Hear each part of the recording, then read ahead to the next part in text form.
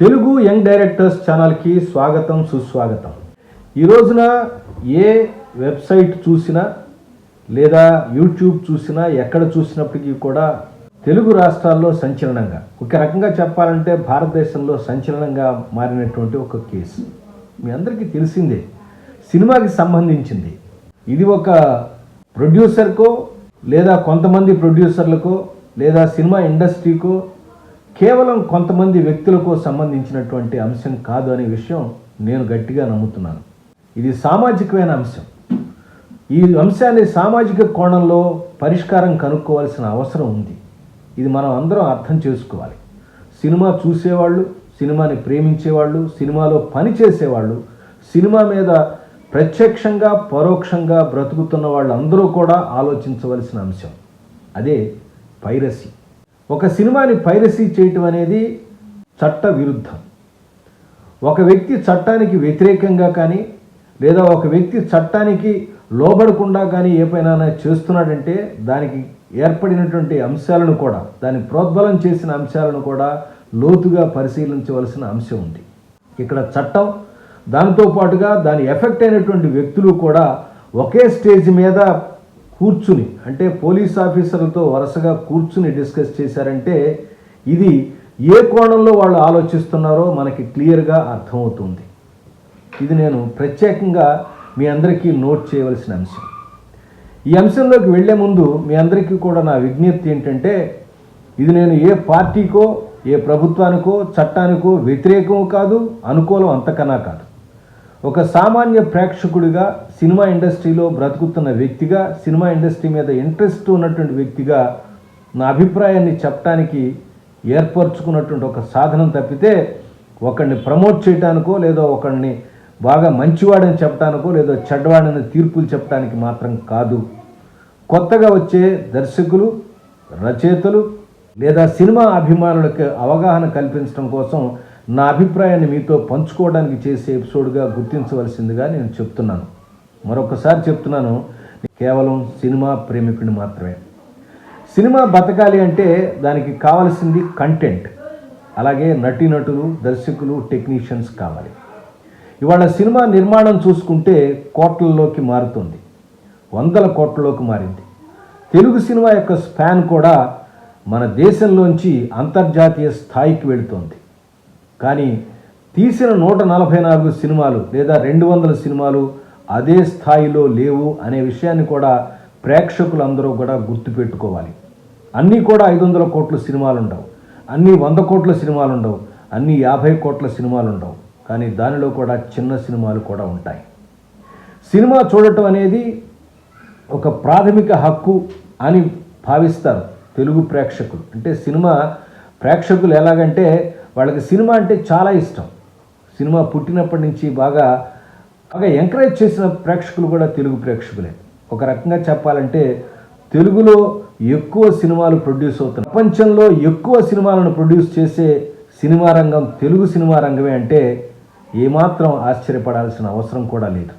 అన్ని విషయాలను మనం ఆలోచించుకుని ఒక్కసారి నిన్న జరిగిన ఐబొమ్మ క్లోజ్ లేదా ఐబొమ్మ క్లోజ్ అవటంలో లేదా ఆ ఇమ్మడి రవి అనేటువంటి వ్యక్తిని అరెస్ట్ చేయడంలో పోలీసులు కానీ సినిమా ఇండస్ట్రీలో వాళ్ళు కానీ ప్రదర్శించినటువంటి అటువంటి సందేశం కానీ ఏమిటి, మనం ఏమనుకుంటున్నాం, ఎలా ఆలోచించాలనేది ఒక్కసారి మనం గమనిద్దాం.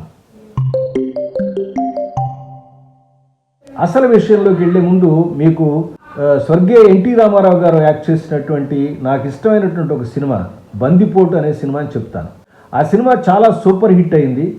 చాలా భాషల్లో నిర్మించినప్పటికీ కూడా ఆయా భాషల్లో కూడా హిట్ అయింది. చాలా బాగా హిట్ అయిన సినిమా. పాటలు, దానిలో స్క్రీన్ ప్లే, ముఖ్యంగా స్క్రీన్ ప్లే మనకి పాఠాలుగా కూడా ఉపయోగపడుతుంది. అంటే కేవలం ఐబొమ్మ గురించే మాట్లాడకుండా సినిమా గురించి కూడా కొంచెం విషయాన్ని చెప్తున్నాను. ఆ సినిమాలో ఒక ముసుగు దొంగ వచ్చి రకరకాలుగా కొల్లగొడుతూ ఉంటాడు. అంటే రాజులను కొల్లగొట్టి పేద ప్రజలకు ఇస్తూ ఉంటాడు. సినిమా అది తెలియదు మనకి. ఒక పెద్ద రాజకుమారిని ఒక ముసుగు దొంగ వచ్చి ఆ డబ్బులన్నీ కూడా ఆవిడ దగ్గర నగలన్నీ ఒలుచుకుంటూ వెళ్తుంటే హీరో వచ్చి కాపాడితే అక్కడ వాళ్ళిద్దరి మధ్యన యుద్ధం జరుగుతుంది. ఆ యుద్ధంలో హీరో ఓడిపోతాడు. కత్తి జారిపోతే ఆ ముసుగు దొంగ అంటాడు, నువ్వు చాలా దేశానికి పనికొచ్చే వీరుడివి, నువ్వు ఇలాగా చనిపోకూడదు, అని చెప్పి అతను వదిలేసి వెళ్ళిపోతాడు. ఆ తర్వాత హీరో అతన్ని వెంబడిస్తాడు, ఎక్కడికి వెళ్తున్నాడు, ఏం చేస్తున్నాడని. అతను సంపాదించినటువంటి నగలన్నింటినీ కూడా తీసుకెళ్ళి అందరికీ పంచిపెట్టేస్తుంటాడు. ప్రజల్లో గొప్పగా అతని జేజేలు పలుకుతూ ఉంటాయి. ఇతను ఆశ్చర్యపోతాడు, ఇదేంటి రాకుమారి నగలు దోచేసాడంటే దొంగ అనుకున్నాం కదా, వీడేంటి ఇక్కడ జేజేలు, ప్రజల్లో జేజేలు పలుకుతున్నాడు ఏంటి, ఇలాంటి వాడి మీద నేను కత్తి చూసిందని చెప్పి హీరో అతని ఫాలో అయ్యి నెమ్మదిగా వెళ్తాడు. అక్కడ గుహలోకి వెళ్తాడు, రహస్యంగా ఇతను కూడా వెళ్తాడు. కట్ చేస్తే ఏమవుతుందంటే ఆయన ఎవరో కాదు, అతని బాబాయే, స్వయంగా బాబాయ్. సమాజంలో జరుగుతున్నటువంటి అన్యాయాలని, అక్రమాలని, రాజుగారి యొక్క అసమర్థతని అడ్డం పెట్టుకుని రాజుగారి బావమరిది చేసే అకృత్యాలని ఎదిరిస్తే వాడిని తీసుకెళ్ళి జైల్లో పెట్టి, ఎవరన్నా అతని వ్యతిరేకంగాని, ప్రభుత్వానికి వ్యతిరేకంగాని, రాజుకు వ్యతిరేకంగాని, మరొకగాని ఎవరైనా ఒక మాటన్నా చేస్తన్నా ఏదైనా పని చేసినా తీసుకెళ్లి వాళ్ళని శిక్షించడం లేదా మనిషిని చంపేయటం, ఇట్లాంటి దుర్మార్గమైన దుష్టమైన చర్యలు చేస్తున్నారని చెప్పి అతను ఒక ముసుగు దొంగగా మారతాడు. అతని కుటుంబాన్ని కూడా అతని కళ్ళ ముందే చిత్రవద చేసి చంపేస్తారు. దాంతో అతని బాధని భరించలేక అతను ఇట్లాంటి దుర్మార్గమైనటువంటి పాలన అంతం కావాలని ముసుగువీరుడిగా వచ్చి పేద ప్రజల పక్షాన నిలబడి మాట్లాడుతూ ఉంటాడు, పనిచేస్తూ ఉంటాడు. ఈ విషయం హీరో తెలుసుకుంటాడు.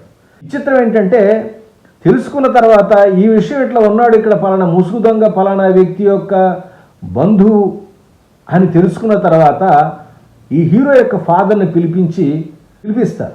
పిలిపించి నీ తమ్ముడిని పిలవే, క్షమాపణ చెప్తాం అంటారు. సరే, ఇతనేమంటాడు, మంది మార్బలం తెలియదు, అక్కర్లేదు, నా తమ్ముడిని నేను తీసుకొస్తాను, మీరు కనుక మర్యాదగా విచారించి మంచి శిక్ష వేస్తారంటే నేను చేస్తానని చెప్పి అతను కూడా వెళ్తాడు. కట్ చేస్తే ఏమవుతుందంటే తెలుసా అండి, తండ్రిని బాబాయిని కూడా చంపేసి ఇంటికి పోస్ట్ చేస్తారు. ఇప్పుడు హీరో ఎవరితో చెప్పుకోవాలి? అక్కడతో ముసుగు దొంగ చచ్చిపోయాడని చెప్పి అందరూ ఆనందిస్తూ ఉంటారు. రాజుగారు యొక్క బావమరి అందరూ ఆహా చచ్చిపోయాడని మందు కొడుతూ ఉంటారు. కట్ చేస్తే అక్కడ ముసుగు దొంగ వస్తాడు.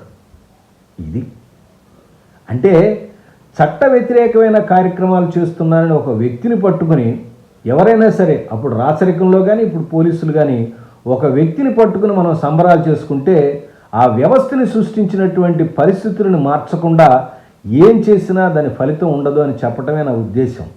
పైరసీ చేయటం తప్పే, దాన్ని ఎంకరేజ్ చేయట్లేదు, చేయటం తప్పే, కానీ చేయటానికి ప్రోత్సహించినటువంటి పరిస్థితులు ఏంటి? ఇది అందరూ ఆలోచించాల్సిన విషయం. విచిత్రం ఏంటంటే అక్కడ పెద్ద పెద్ద వ్యక్తులు, చాలా పెద్ద వ్యక్తులు ఉన్నారు. దేశ పౌర సన్మానం పొందిన వ్యక్తులు ఉన్నారు, సూపర్ స్టార్స్ ఉన్నారు, మెగా స్టార్స్ ఉన్నారు, పెద్ద ప్రొడ్యూసర్లు ఉన్నారు, మెగా ప్రొడ్యూసర్లు అందరూ కూడా పెద్ద పెద్ద వాళ్ళందరినీ పిలిచి, విచిత్రంగా ఏంటంటే పోలీస్ అధికారి అయితే ఉన్నారు, ఆయన పక్కన కూర్చోబెట్టుకు మాట్లాడారు. జనరల్గా ఏదైనా కంప్లైంట్ ఇచ్చిన వాళ్ళు ఏమంటే బాధితులు అంటాం, బాధితులను కూడా పక్కన కూర్చోబెట్టుకునేటువంటి కొత్త సాంప్రదాయానికి మన సిపి గారు తెరదీశారంటే చాలా అభినందించాల్సిన విషయం. ఇక్కడి నుంచి ఏ బాధితుడైనా సరే ఇస్తే, ఆ బాధితుడికి సంబంధించినటువంటి ఎవరైనా వ్యక్తులను పట్టుకుంటే వాళ్ళని వెనకాల కూర్చోబెట్టి, బాధితులను పక్కన కూర్చోబెట్టి కనుక ఇలాగే సామాన్య ప్రజలకు కూడా చేస్తే hats off to Telangana police అని చెప్పనాలి. ఈ విషయాలు నేను ప్రస్తావిస్తున్నాను అనుకోబోకండి, ఇవన్నీ సాధారణంగా కనిపిస్తాయి, కానీ ఆలోచించవలసినటువంటి విషయాలు. నేను చెప్పదలుచుకుని ఏంటంటే ఈ పైరసీ ఏర్పడటానికి కావలసినటువంటి పరిస్థితులు ఏంటి, ఎలాంటి పరిస్థితులు మన దగ్గర ఉన్నాయి అనేది ఒక్కసారి మనం చర్చించుకుందాం.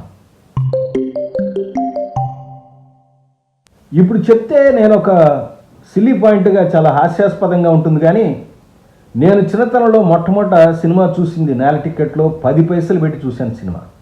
10 పైసలు పెట్టి సినిమా థియేటర్లో కింద కూర్చొని చూశాను. ఇప్పుడు ఈ సినిమా రేట్లు, కొత్తగా ఏదైనా సినిమాకి వెళ్దామంటే, కొత్త సినిమా రీసెంట్గా చూసినటువంటి ఒక కొత్త సినిమా అంటే హైయెస్ట్ అనమాట, దానికి టికెట్ దాదాపుగా 800 రూపాయలు కట్టాను. 10 పైసలు నేను కట్టిన మొట్టమొదటి నా జీవితంలో చూస్తే కాస్ట్ ఆఫ్ లివింగ్ అప్పటి నుంచి పెరగలేదా సార్? సినిమా పెరగలేదా? ఏవి పెరగలేదు? మీ చిన్నతనంలో వాడిన వస్తువులు, తిన్న వస్తువులు, పదార్థాల రేట్లు కూడా ఇప్పుడే ఎలాగున్నాయా అని మీరు ప్రశ్నించవచ్చు. కానీ పెరిగినటువంటి దామాషాగా ఈ ప్రేక్షకులు కూడా అటువంటి వినోదం అందుతుందా అంటే పెద్ద ప్రశ్నార్థకం. ఇంతకుముందు నేను ఈ గవర్నమెంట్ ఆ గవర్నమెంట్ అని డిమార్కేట్ చేయట్లేదు. ఇక్కడ తెలంగాణ, ఆంధ్రాలో భిన్నమైనటువంటి గవర్నమెంట్లు ఉన్నప్పుడు, ఇది లాస్ట్ 2-3 ఏళ్ల క్రిందట ఉన్నప్పుడు, అక్కడ గవర్నమెంట్ నుంచి ఒక ప్రశ్న వచ్చింది, మీరు రేట్లు పెంచడానికి వెళ్ళినప్పుడు ఏదైతే అక్కడ ఉన్న గవర్నమెంట్ హెడ్ అయితే ఉన్నారో ఆ పార్టీల గురించి ప్రస్తావించలేదు, అందుకే చెప్తున్నాను, నేను విషయం మాత్రమే చెప్తున్నాను. సినిమా మేకింగ్ అయిన ఖర్చునే నేను బడ్జెట్గా తీసుకుంటాను, అంటే మిగతా రెమ్యునరేషన్ వాటన్నిటిని నేను తీసుకోవట్లేదు. ఎందుకన్నారు అలాగా? సినిమా బడ్జెట్ని కనుక మీరు విశ్లేషించినట్టయితే సినిమా మేకింగ్ అయ్యే ఖర్చుకి దాదాపుగా 2 రెట్ల ఖర్చు అనేది రెమ్యునరేషన్ ఉంటుంది. అది అసలు సినిమా రేట్లు పెరగటానికి కానీ సినిమా యొక్క వ్యవహారం కాస్ట్లీ అవ్వటానికి కానీ ప్రధానమైన కారణంగా ఒకటి అనిపిస్తోంది. ప్రేక్షకుల సైడ్ నుంచి వస్తే విపరీతమైన రేట్లు. ఒక వస్తువు ఏదైనా ప్రోడక్ట్లోకి వచ్చిందంటే, ఇది కూడా ఇంతకుముందు నేను ఎపిసోడ్లో కూడా చెప్పాను, చాలా పెద్ద పెద్ద కంపెనీలు కూడా, నేను చిన్న కాఫీ ఏదో ఒక కాఫీ లాగా ఇన్స్టాంట్ కాఫీ ఎగ్జాంపుల్ చెప్పాను. ఒక ఇన్స్టాంట్ కాఫీ ఏదైనా ఒక మార్కెట్లోకి వచ్చిందనుకోండి, వాళ్ళ ప్రోడక్ట్ 2 రూపాయలకు దొరుకుతుంది, 5 రూపాయలకు దొరుకుతుంది, 10 రూపాయలకు దొరుకుతుంది, 20 రూపాయలకి, 50కి, 100కి, 200కి, 300కి, 1000 రూపాయలకు, 3000 రూపాయలకు కూడా దొరుకుతుంది. అంటే సామాన్య ప్రేక్షకుడి నుంచి అందరికీ అందుబాటులో వ్యవహారం ఉంది. కానీ సినిమా విషయంలో అలా ఉందా? సింగిల్ థియేటర్లు ఏమైపోతున్నాయి? నేను కూడా చెప్పాను, సింగిల్ థియేటర్ మూతపడిపోతున్నాయి, దాన్ని కాపాడుకునే ప్రయత్నం చేయండి అని చెప్పి. సింగిల్ థియేటర్లో కూడా 300 రూపాయలు, పర్వాలేదు, 250, 300 ఇవాళ రేపు సినిమా రేట్లు అనొచ్చు. దానికి డబుల్గా లేదా దానికి సమానంగా మీరు స్నాక్స్ కానీ మరొక రకమైన ఖర్చులు కానీ ఉన్నప్పుడు ఏ కుటుంబమైనా సినిమాకి ఎందుకు వెళ్తుంది? సినిమాకి వెళ్ళాలంటే ఎన్నిసార్లు ఆలోచిస్తుంది? ఇన్ని విషయాలు ఉన్నాయి. డిస్ట్రిబ్యూషన్ సైడ్ కానీ లేదా సినిమా నిర్మాణం సైడ్ కానీ అందరూ కూర్చుని ఆలోచించవలసిన అంశం. సినిమా థియేటర్కి రావట్లేదు, థియేటర్లు రావట్లేదు ఒక్క మాట అనుకోవటం కాదు, థియేటర్లు రాకపోవడానికి ప్రధానమైన కారణం ఏంటి? ఈ కారణాలు విశ్లేషించుకుని వాటిని మనం కనుక సరిచేసుకుంటే మళ్ళీ ఇదివరకులాగా థియేటర్కి జనాలు వస్తారు కదా. సినిమాలు చూడటానికి వాళ్ళే వ్యతిరేకం లేరండి, సినిమాలు థియేటర్లో చూడట్లేదు. ఎందుకు చూడలేదంటే మొట్టమొదటి వచ్చే మాట, రేట్లు పెరిగినాయి సార్, తర్వాత స్నాక్స్ రేట్లు పెరిగినాయి సార్, మేము అక్కడికి వెళ్ళాలంటే ట్రాన్స్పోర్ట్ అవుతుంది సార్, మరొకటి సార్ ఇలా చెప్తున్నారు.